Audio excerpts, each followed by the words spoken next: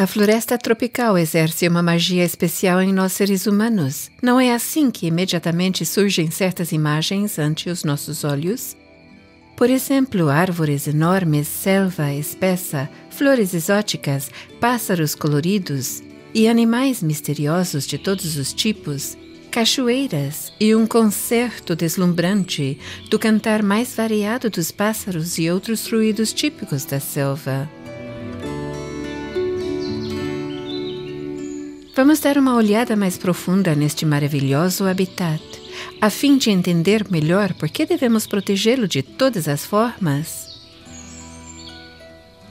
Como floresta tropical, é definido um ecossistema de floresta natural em sua grande maioria, com um clima quente constante, que é caracterizada por mais de 2.000 milímetros de chuvas durante todo o ano. Podemos distinguir entre as florestas tropicais nas regiões dos trópicos e as florestas tropicais de latitudes temperadas. A maior área contígua, ao mesmo tempo mais da metade da área total, está localizada na Bacia Amazônica. Outras grandes florestas tropicais são encontradas na Bacia do Congo e Indonésia. As florestas tropicais incluem uma variedade de tipos de floresta. Por sua vez, a floresta situada na planície até cerca de 800 metros, a floresta tropical montanhosa até 1.500 metros e, finalmente, a floresta das nuvens além de 2.000 metros. Os habitats de florestas tropicais também são o ecossistema mais rico em espécies. A alta biodiversidade é refletida no mundo animal, especialmente em insetos, tanto no dossel da floresta, bem como nas camadas superiores do solo. O clima brando e a umidade durante todo o ano permite processos de biodegradação de alta velocidade. Árvores mortas, folhas caídas e todo o material biológico restante é convertido em um curto espaço de tempo e os nutrientes são assimilados pelas plantas. A previsão do tempo é para cada um dos 365 dias do ano quase a mesma. A neblina dissolve-se rapidamente na parte da manhã. Ao meio-dia fica quente, as primeiras nuvens aparecem. No início da tarde se torna mais quente e úmido, as nuvens engrossam e ao final da tarde há pancadas de chuva torrencial acompanhadas de raios e trovões. Para a noite pode voltar a formar nevoeiro. A noite é relativamente fresco, com temperaturas de 21 graus Celsius. Este é um dia típico. A floresta tropical que outrora envolvia a Terra como um cinturão verde foi reduzida desde o início do século passado para bem mais da metade. Apenas nos últimos 10 anos a taxa de destruição aumentou em 90%. Mas o que são as florestas tropicais e qual a sua importância? Sem dúvida, elas têm uma coisa em comum. Elas fervilham de vida. Elas são os tesouros da natureza.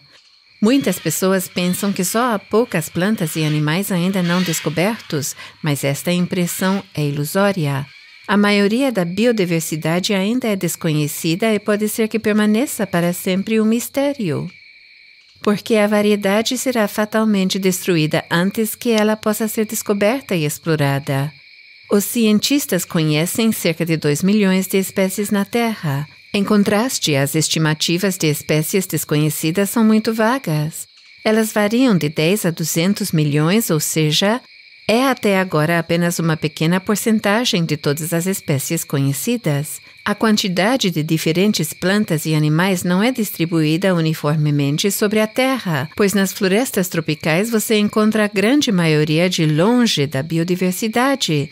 Dos 10 países do mundo com a maior riqueza vegetal e animal, 5 países estão localizados apenas na Bacia Amazônica. São Venezuela, Colômbia, Equador, Peru e Brasil. Hoje sabemos que existem centros de biodiversidade, os hotspots. Aqui as florestas tropicais são fundamentais. Por exemplo, aqui mais do que 1/3 de todas as espécies de plantas conhecidas são nativas. Por causa das depredações do homem nas florestas tropicais, estima-se que já existem mais de 1 milhão de espécies extintas, ou seja, mais de 1 milhão de animais e plantas estão extintos para sempre, antes que um ser humano já os tenha visto. Eles nunca serão mencionados em um livro. Ninguém sabe como se pareciam.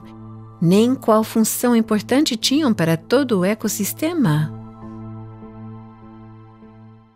Mas vamos primeiro dar uma breve olhada em 3 camadas principais de uma floresta tropical. Vamos começar na parte inferior. A área é totalmente protegida contra os elementos e, portanto, a região mais estável da floresta.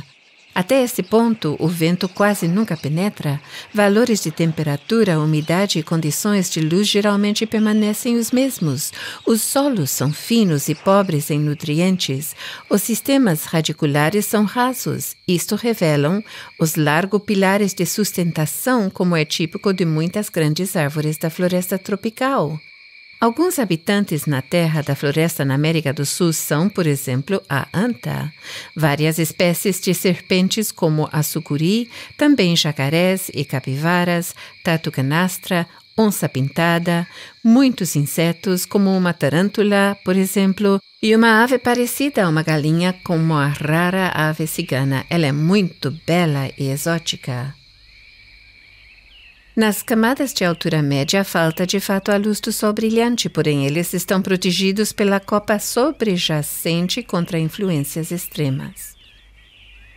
Muitas aves da floresta vivem exclusivamente aqui. A casca e galhos de árvores também são o lar de uma abundância de insetos e outras pequenas formas de vida. Moradores típicos desta área são também, por exemplo, o coati, da América do Sul, o bicho preguiça, a jaguatirica, um pequeno tigre que ama escaladas, sapos flecha venenosas, as araras inteligentes, elas são o maior papagaio, e o belo quetzal, uma espécie de ave de paraíso. Ele é colorido em verde e vermelho marcante. Nos machos, durante a época de reprodução, formam-se penas da cauda significativamente prolongadas. Este lindo pássaro vive apenas nas florestas da nuvem da América Central. Acima do solo, até 30 metros, há um mar de folhas que se estende quase fluentemente de um lado a outro da floresta. Este é o lar de muitos pássaros, mamíferos e répteis, bem como uma abundância de insetos, muitos dos quais permaneceram inexplorados até agora. Além disso, podemos chamar as camadas inferiores das florestas tropicais como uma usina de energia biológica e do ar condicionado global do nosso planeta, nos quais pequenas folhas controlam a umidade, absorvem um carbono e liberam oxigênio. Não é em vão que chamamos a floresta de pulmões da Terra. Nesta declaração, reconhecemos a enorme importância das florestas tropicais para todas as criaturas que vivem nesta terra. Infelizmente, o homem, na sua avidez de dinheiro rápido, está destruindo seus pulmões, a floresta tropical, para sempre, e assim tirando o fôlego de tudo que vive. Mas vamos falar sobre isto mais tarde. No habitat floresta tropical encontramos também uma forma incrível de conexões entre plantas e animais. Um exemplo é o das famosas formigas saúvas. Elas coletam pedaços de folhas, levam para sua construção, disto surge uma espécie de composto no qual nasce um fungo do qual elas se alimentam. Muitas das plantas também podem proteger-se. Elas têm, por exemplo, substâncias de defesa química. Pesquisadores continuam a descobrir novos medicamentos que são úteis para os seres humanos e podem aliviar doenças. Assim, denominamos os trópicos como a maior farmácia da Terra. A chuva na floresta tropical pode ser esmagadora. Na Amazônia, ela é frequentemente acompanhada pelos gritos dos bugios. Enormes quantidades de água geram regularmente inundações de grande escala, que é inimaginável para as pessoas das zonas temperadas. Plantas e animais adaptaram-se a esta intensidade da chuva. Assim, muitas espécies de folhas possuem pontas para escorrer a água e, como um funil, a chuva é drenada da superfície. Animais muitas vezes se põem por debaixo e observou-se que algumas espécies de macacos, como o chimpanzé, criam um guarda-chuva das folhas. Particularmente característico dos trópicos são plantas que crescem sem contato com o solo. Elas usam os troncos de árvores e galhos a fim de garantir o seu lugar no sol. Destas fazem parte, por exemplo, as belas orquídeas, bromélias, samambaias e musgos, dos quais existem, apenas na América do Sul, mais de 15.000 espécies. Bromélias fascinam todo espectador com as cores intensas de suas flores. As folhas muitas vezes formam uma espécie de recipiente impermeável, onde nas alturas das copas das árvores a água se acumula. Elas oferecem habitat para pequenos animais como os sapos veneno de dardo, caracóis, lagarto-jacaré e larvas de insetos. De dejectos de animais são criados nutrientes para a planta. Também descobriu-se que as epífitas desempenham um papel importante na reciclagem de nutrientes na floresta. Na verdade, as florestas tropicais são uma enorme usina de reprocessamento. Tudo é utilizado como um processo de reciclagem sofisticado, já que a camada de humus do solo é muito fina. Esta é também uma das razões do porquê os solos após o desmatamento são improdutivos como lavoura e após 2 a 3 anos se tornam impróprios para o cultivo de alimentos. Mas voltemos para a floresta tropical. As muitas espécies de orquídeas também são tão belas e extraordinárias. Todo amante da natureza se admira com elas e se maravilha com as obras de arte da criação. Os botânicos conhecem até agora cerca de 1.000 espécies, com até 30.000 subespécies. As orquídeas florescem principalmente em cores brilhantes e formas nobres. O espectro de cores vai de um suave branco passando por tons de verde e azul até tons de vermelho forte, rosa e amarelo. Muitas também são multicoloridas. Com suas raízes broto, elas se prendem a árvores e galhos e absorvem alimento e água também do ar. As orquídeas nos parecem como um adorno artística das árvores da floresta tropical. Entre as criaturas mais coloridas e delicadas pertencem, sem sombra de dúvida, as muitas espécies diferentes de borboletas. Durante a sua vida, passam por uma transformação completa. Ela começa com um ovo, do qual sai a lagarta. Quando é adulta, ela se torna num casulo. Do casulo se dá, por sua vez, a transformação a uma borboleta. Este processo é um verdadeiro milagre. As lagartas trocam de pele várias vezes durante a sua vida e muitas vezes elas mudam de aparência, de cor e forma, tanto que pensamos que existem diferentes espécies.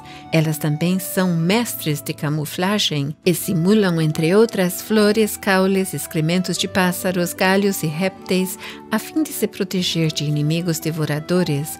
Uma vez que as lagartas crescem, elas procuram um local adequado na sua planta de alimentação e fiam uma pequena almofada de seda que lhes serve para se fixarem.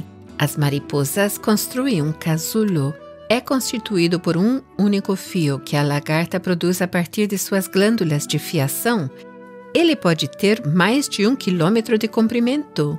No casulo é que acontece então o verdadeiro milagre. Quase todos os órgãos internos e tecidos dissolvem-se e tornam-se um organismo totalmente novo. A borboleta, o seu tempo de vida pode variar dependendo da zona climática, desde alguns dias até um ano inteiro, sempre tão extenso até que a descendência esteja segura. Uma pesquisadora descobriu apenas há 300 anos atrás a relação entre a lagarta e a borboleta. Desde aquela época, inúmeras pessoas têm lidado com a observação de borboletas. Mais de 160.000 espécies estão descritas hoje e sempre se descobrem novas espécies. O homem acredita que as borboletas voam de flor em flor e se alimentam de néctar. Na verdade, cerca de metade das espécies não ingerem mais alimento e, no verdadeiro sentido da palavra, vivem de ar e de amor. Mas não só a destruição de seu habitat ameaça as borboletas, mas também a paixão do povo em colecionar. Só na América do Sul e na Ásia, a cada ano, muitos milhões de borboletas são capturadas, mortas, empaladas e colocadas em expositores por colecionadores de todo o mundo, só para que o homem possa ter a sua beleza por mais tempo. Comerciantes profissionais, por exemplo, no Peru, tem recrutado índios que por mixarias caçam centenas de milhares de borboletas, matando-as por esmagamento do tórax e enviando ensacados para traficantes que em seguida enviam por até $2.000 a unidade a todo o mundo. Depois do Japão, os alemães são o segundo maior cliente.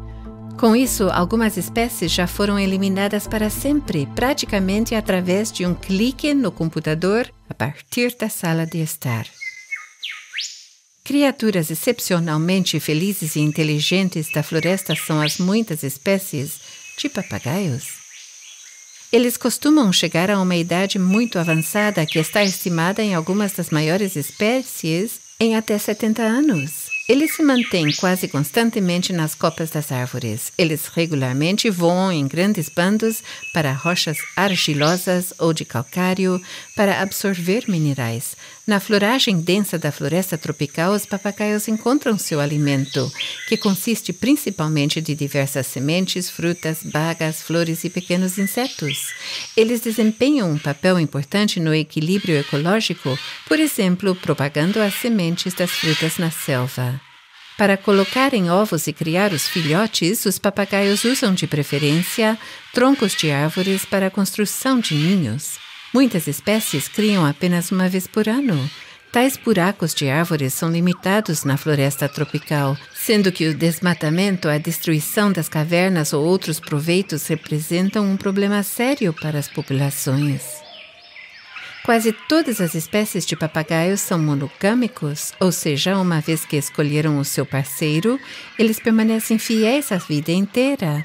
Seu afeto mútuo eles demonstram de uma forma carinhosa, afagando-se amorosamente com seus bicos. Em certos momentos do dia, para a ingestão de alimentos ou quando vão às suas árvores, onde pernoitam, vê-se os a voar harmoniosa e ordenadamente em grandes bandos, e durante o voo gritam uns para os outros.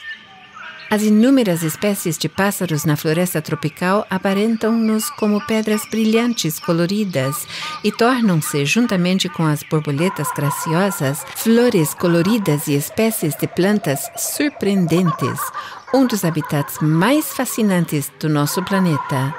Admirável é também o repertório de vozes e canções de pássaros com os quais eles anunciam seu território e chamam a atenção do outro sexo para si ou simplesmente para expressar sua alegria de vida. Das vozes de aves e muitos outros animais como macacos, muitas vezes surge em uma verdadeira sinfonia o concerto diário da floresta tropical.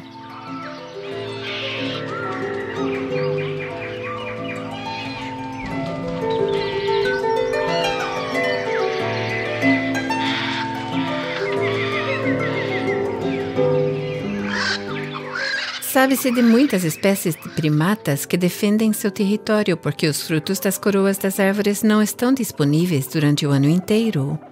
Os gibões da Ásia, por exemplo, impressionam os habitantes da floresta a quilômetros de distância com seus cantos altos e sonoros e, ao mesmo tempo, demonstram os seus laços familiares. Além disso, eles têm uma incrível capacidade de escalar. Eles balançam com uma velocidade de tirar o fôlego de galho em galho e se balançam com facilidade sobre lacunas de mais de 10 metros de largura entre as copas das árvores. Eles demonstram em liberdade um comportamento alegre e às vezes até mesmo francamente atrevido. Por exemplo, na Índia, observou-se como um gibão tinha prazer de puxar o rabo de 2 tigres adolescentes. Ele estava de cabeça para baixo, pendurado em um galho da árvore para brincar com os inexperientes jovens tigres. Saguis são pequenos primatas que se alimentam de uma grande variedade de alimentos. A família inclui cerca de 40 espécies em 4 gêneros: saguis, mico-leão, mico-preto e sagui-anão. O sagui imperador tem este nome por causa da suposta semelhança com o imperador alemão Guilherme II. Todos estão entre os primatas pequenos, incluindo o sagui pigmeu, o menor macaco que já se ouviu falar, pertence a este grupo. Seu pelo é macio, denso e em algumas espécies sedoso.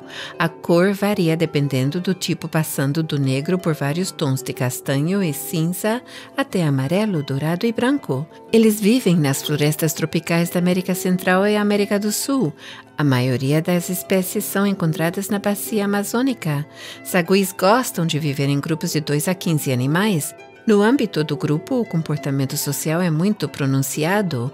Normalmente, eles dormem amontoados juntos e cuidam do pelo um do outro. No experimento, foi mesmo descoberto que saguis de tufos brancos mostram tendências de cuidados. Eles dão alimento aos seus semelhantes sem uma recompensa ou retribuição. Além disso, os saguis se comunicam por diferentes sons com expressões faciais e posturas corporais. Na maioria das vezes, as fêmeas dão à luz a gêmeos. Também os machos, as outras fêmeas e irmãos mais velhos do grupo, participam ativamente no cuidado dos bebês. Eles gostam de passear com eles e se ocupar com eles. A vida dos saguis pode chegar até 28 anos. Se observarmos esses animais inteligentes e sociais, é mais doloroso ainda que algumas espécies ainda hoje são utilizadas em experimentos com animais. Todas as 4 espécies de mico-leões vivem no sudeste do Brasil e sua existência está ameaçada. Eles devem o seu nome, é claro, aos cabelos tipo juba na área do ombro. Eles são geralmente de cor ouro, amarelo ou preto. Estes mico-leões estão fortemente ameaçados de extinção porque seu habitat está sendo destruído para sempre. As florestas tropicais do sudeste do Brasil são mais afetadas do que outras pela exploração madeireira. Já quase não mais existe. Além disso, os animais muitas vezes são ilegalmente capturados e vendidos como animais de estimação no mercado negro. Por isso, os mico-leão pertencem às espécies mais ameaçadas de primatas. O mico-leão de cabeça preta está até ameaçado de extinção. A enorme diversidade surgiu, entre outros, através de muitos rios e riachos. Através destas fronteiras naturais, inúmeras espécies evoluíram em isolamento. No Brasil, vivem 95 espécies diferentes de macacos que são conhecidos pela ciência, mais do que em qualquer outro país do mundo. Muitos deles estão fortemente ameaçados de extinção, pois o homem, em sua ganância, não conhece compaixão para com as criaturas da natureza. Igualmente impressionante é o orangotango que vive em Sumatra e Bornéu, o que significa na língua nativa homem da floresta. Os orangotangos, também chamados de pongos, são uma espécie de primatas de família de hominídeos. Eles diferem dos outros hominídeos por sua pele marrom avermelhada, marcante e sua estrutura corpórea, que está mais adaptada à vida arbórea. Por isso, seus braços são muito longos e fortes e podem atingir uma extensão de mais de 2 metros. Os machos geralmente pesam até 120 quilos. Os machos adultos são facilmente reconhecidos por suas bolsas jugais marcantes e seu cabelo longo. O habitat do orangotango já foi muito maior, alcançando o sul da China até o Vietnã e a ilha de Java. Normalmente você encontra estes hominídeos individualmente. Raramente os vemos em grupos. No entanto, entre mães e filhotes há um vínculo forte e durável. Eles são muito amorosos, compassivos e pacientes com seus filhos e ensinam a eles tudo o que é necessário para a sua sobrevivência na floresta tropical. Eles se protegem da chuva e do sol escaldante com grandes folhas que mantêm sobre as suas cabeças. Pesquisadores conseguiram até mesmo que alguns orangotangos em cativeiro aprendessem uma linguagem de sinais para se comunicar com eles. As fêmeas trazem ao mundo muitas vezes apenas 2 a 3 filhotes em suas vidas por causa de sua lenta taxa de reprodução. Na natureza, a expectativa de vida desta espécie maravilhosa também é estimado em até 50 anos. Nossos parentes mais próximos estão, porém, fortemente ameaçados de extinção. Em Sumatra, o número já foi reduzido a alguns milhares. Se não formos capazes de preservar do desmatamento o seu habitat natural, as florestas tropicais remanescentes de Bornéu e Sumatra, esses animais inteligentes e adoráveis não terão nenhuma chance de sobreviver na selva. Um destino muito pior tem os famosos gorilas das montanhas, que mostram, em seu comportamento e sua mímica, muitas vezes, traços muito humanos. A conhecida pesquisadora Dian Fossey, que dedicou a sua vida a estes animais fascinantes, nos deu uma visão maravilhosa do mundo dos gorilas e mostrou, em seus filmes, que são seres emotivos e sociais que mantêm estreitos laços familiares. O chefe do grupo é um macho experiente, o dorso prateado. Os bebês são amados por todos e protegidos e têm a liberdade dos bobos da corte, por assim dizer. Gorilas da montanha são seres muito pacíficos e se alimentam estritamente de forma vegetariana, principalmente de folhas, outras plantas verdes e frutas. Dian Fossey fez todo o possível para proteger seus amigos nas florestas de névoa do Congo. Mas sempre de novo vinham caçadores e dizimavam famílias de gorilas inteiras. Um dia a pesquisadora também foi assassinada. Triste verdade é que no mercado negro sempre de novo bebês gorilas foram e são vendidos e arrancados de suas mães, depois de a terem matado a tiros. Muitas dessas crianças macacos morreram depois de tristeza e solidão. Apenas há 3 anos atrás ocorreu o último massacre deste tipo, que custou a vida de um grupo de 30 membros. Apenas 2 bebês sobreviveram e foram resgatados. Hoje no mundo vivem somente alguns gorilas da montanha. Muitos deles em zoológicos, eles estão no topo da lista vermelha de animais ameaçados de extinção. Estima-se que apenas 700 gorilas sobreviveram. As poucas famílias e grupos nas selvas do Ruanda e da Bacia do Congo são vigiados dia e noite, porque o homem continua a persegui-los sem piedade. Eles são os últimos da sua espécie. Os parentes vivos mais próximos dos seres humanos são os chimpanzés. No zoológico, os visitantes permanecem parados por muito tempo na frente de suas jaulas para observar o seu comportamento. Seu habitat natural é a África Central do Senegal e da Nigéria, passando pela República do Congo até a Uganda e Tanzânia. Existem 2 tipos, chimpanzés e chimpanzés anãos, também chamados de bonobos. Ambas as espécies vivem em grupos pequenos ou grandes e são caracterizados por um comportamento social impressionante. Grupos de bonobos são geralmente conduzidos por fêmeas e nos chimpanzés são os machos experientes. Durante muitos anos de pesquisa, verificou-se, por exemplo, que tem verdadeiras alianças com outros semelhantes para reforçar, por exemplo, a sua posição dentro do grupo. Disse que eles têm até mesmo processos de pensamentos muito complicados e, em parte, um comportamento um tanto político. Em cativeiro, muitos experimentos foram realizados para saber mais sobre a sua inteligência. Um experimento mostrou, por exemplo, que eles foram capazes de lembrar de combinações numéricas específicas para chegar à sua comida favorita. A maioria das pessoas nesta série de testes não foram capazes disto.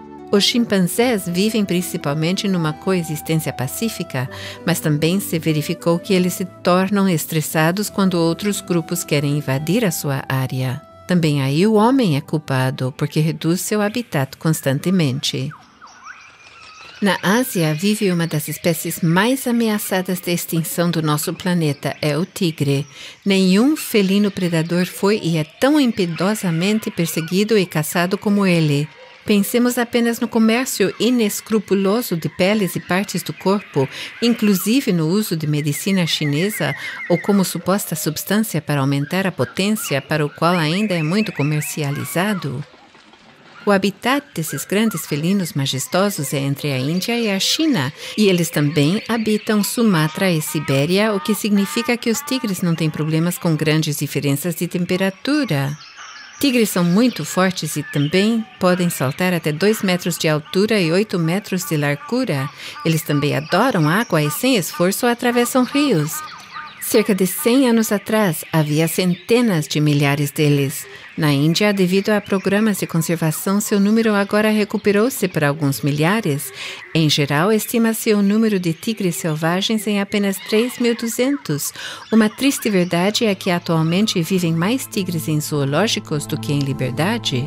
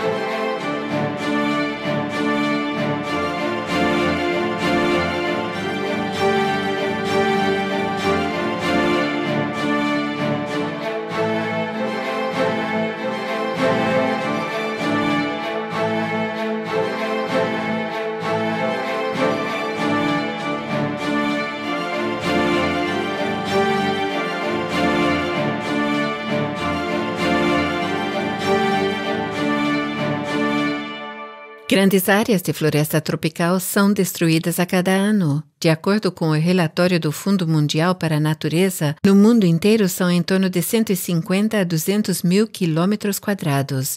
Só no Brasil, desde há 25 anos, entre 15 a 30 mil quilômetros quadrados são destruídos anualmente. Greenpeace diz que a metade das emissões brasileiras de dióxido do carbono vem apenas do corte e queima na Amazônia. As terras assim obtidas são principalmente para cultivar soja e milho por alguns anos, mas não para alimentar as pessoas nos respectivos países, senão que para ganhar ração para os milhões de animais em fazendas industriais nos Estados Unidos, Japão e a Europa. Só na Alemanha há aproximadamente 14 milhões de bovinos, 23 milhões de suínos, 1 milhão de ovinos e milhões de galinhas e gansos.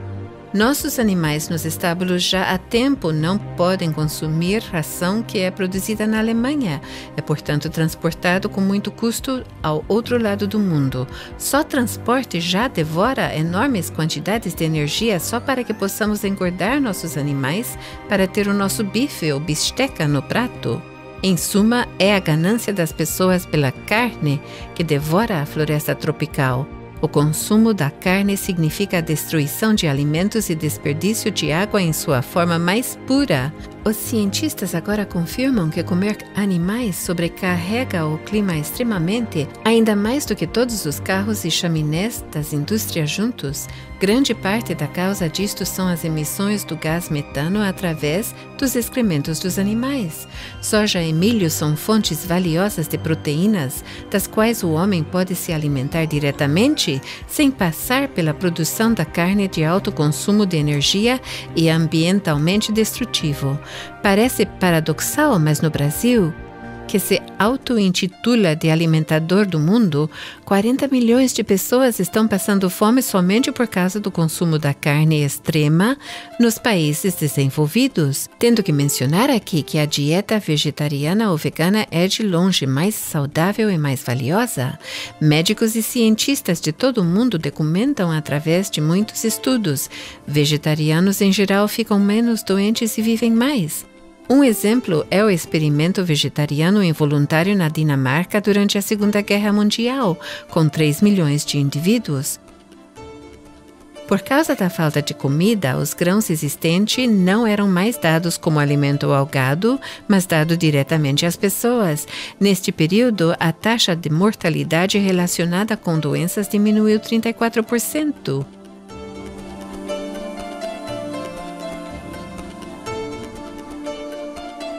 Outra causa de destruição da floresta tropical é o aumento excessivo atual de combustíveis agrícolas, também incorretamente chamados de biocombustíveis, que tem relação também com a escassez de alimentos em países em desenvolvimento. O petróleo e o gás natural, cada vez mais caro, aumenta a demanda por fontes de energia mais barata. Portanto, a Indonésia registrou um lucro recorde de venda de óleo de palmeira, que vai de um lado para os tanques dos nossos carros como agrocombustível e também em nossas centrais térmicas para geração de energia elétrica. Para o cultivo do óleo de palmeira, são queimados segmentos enormes de florestas tropicais valiosas. O óleo de palmeira da Indonésia é sangrento. Nele está colado, por exemplo, o sangue dos orangotangos e muitos milhões de outros animais que estão perdendo seu habitat com as florestas tropicais. A área do cultivo de palmeiras de óleo na Indonésia aumentou progressivamente ao longo dos últimos 30 anos. Em 2008, ainda eram cerca de 84 mil quilômetros quadrados. Este é o dobro do tamanho da Suíça, com a tendência a aumentar. O óleo de palmeira é mais barato do que o petróleo, mas com óleo vegetal são alcançados lucros muito altos. Cerca de 90% de óleo de palmeira vão ao mercado europeu em produtos como margarina, detergente, chocolate, cosméticos e, mais recentemente, também como agrocombustíveis.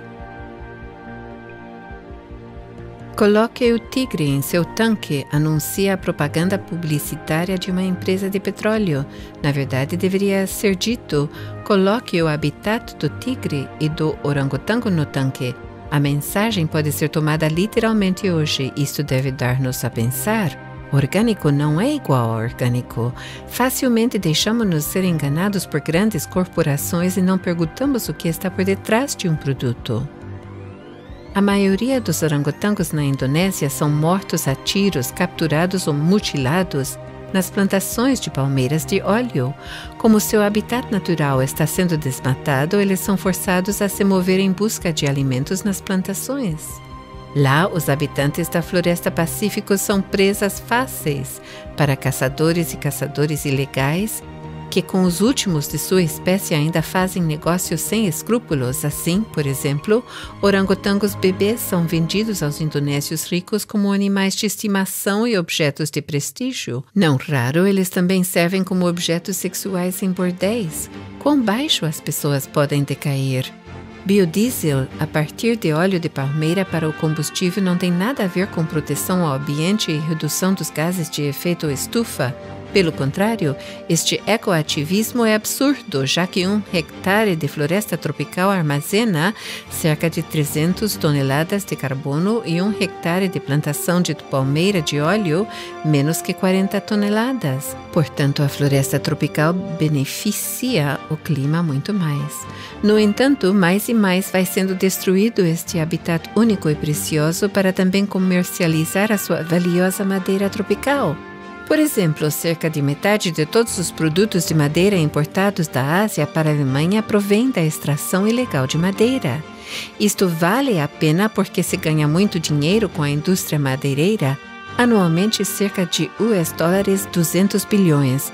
O Banco Mundial calculou na Indonésia, um dos principais fornecedores para o mercado europeu, 2/3 das árvores são derrubadas sem licença. Os brasileiros querem contrariar a destruição. Embora o Ministério do Meio Ambiente brasileiro anunciou recentemente reforçar a luta contra o desmatamento ilegal, continua a devastação nas florestas tropicais da Amazônia. Isto é confirmado também por imagens de satélite. Aí se pergunta quem são os que ganham com a torta floresta tropical que diminui cada vez mais? No outro extremo do mundo está a Papua Nova Guiné, que é a 3ª maior floresta tropical do mundo. Mais da metade da área total da floresta já foi destruída.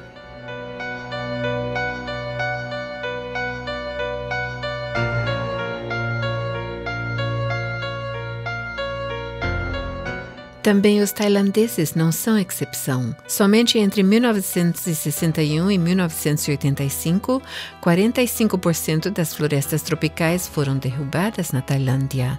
Da mesma forma, nas Filipinas, Índia, Bangladesh, Sri Lanka, Madagascar, a Costa do Marfim e o Haiti já quase estão totalmente desmatados. O que isto significa para a população local pode ser observado após cada grande tempestade no Haiti. A água não pode ser mais mantida e flui para baixo, inundando as cidades. Desmatamento geralmente se dá nos mesmos moldes. Com uma serra elétrica, as árvores valiosas são derrubadas e vendidas no exterior. Teca, banquirai e meranti são adequados para pisos, móveis de jardim, madeira serrada, compensados, portas, janelas e para 40 mil milhões pauzinhos para uso descartável. O que resta na floresta depois da motosserra é feito papel ou queimado com gasolina e fogo. Sobre a terra nua é cultivada a soja, é criado gado, plantado palmeiras de óleo ou cana-de-açúcar ou simplesmente não se faz nada. As cinzas dos outrora gigantes da floresta servem ao solo empobrecido por alguns anos como fertilizante mineral, depois acabou. Nosso desejo por carne, biocombustíveis e madeira aumenta a pressão sobre as florestas tropicais. A motosserra governa, rolos de fogo achatam a terra. Sempre se precisa novas áreas. Mais florestas tropicais são destruídas, mais espécies desaparecem. Mas enquanto florestas tropicais mortas trouxeram um maior ganho material do que vivas, nada vai mudar. A rápida extinção de espécies ocorre nas florestas tropicais em uma velocidade sem precedentes. Muitos dos reconhecimentos sobre isso provêm do zoólogo americano Edward O. Wilson. Ele estima que a cada dia 70 a 100 espécies são extintas, com o qual o homem acelera a extinção natural de uma centena de vezes. Segundo Wilson, toda espécie é um singular da vida jamais retornável e amadurecido por séculos. De acordo com a lista vermelha que é publicado atualmente pela União Mundial de Conservação da Natureza em 2007, 16.300 espécies de plantas e animais foram ameaçados de extinção. Mais de 41.000 estavam em risco. Cada quarto mamífero, cada oitava ave e quase 70% de todas as espécies vegetais são listadas como ameaçadas de extinção. Particularmente musgos, líquenes, algas e fungos estão anotados na lista.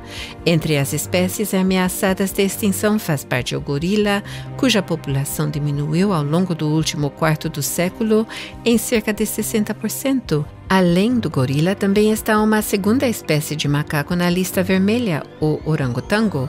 Seu habitat são as florestas tropicais na Malásia e Indonésia, que estão desaparecendo muito rapidamente.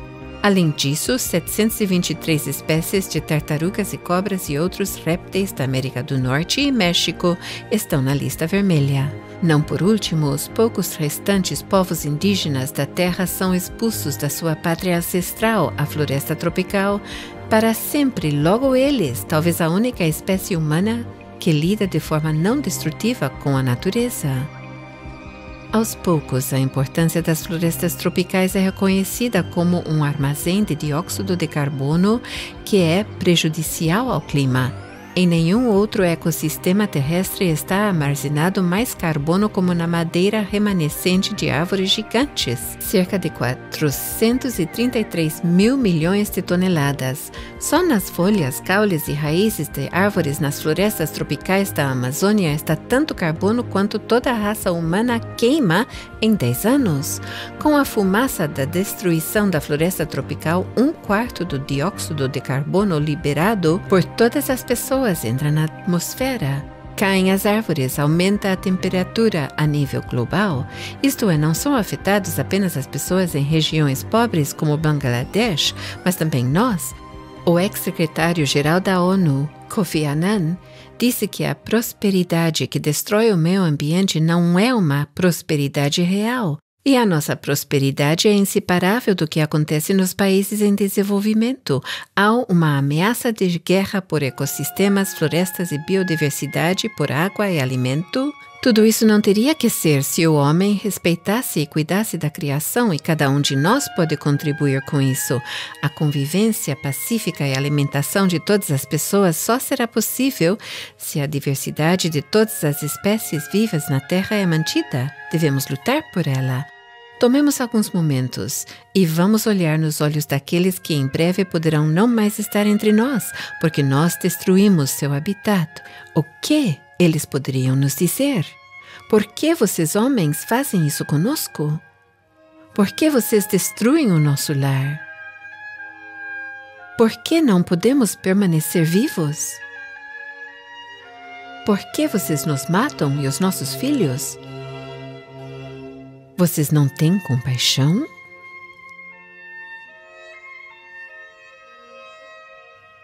A lei de causa e efeito se aplica, e desde que o homem semeou as causas, ele não será capaz de evitar os efeitos.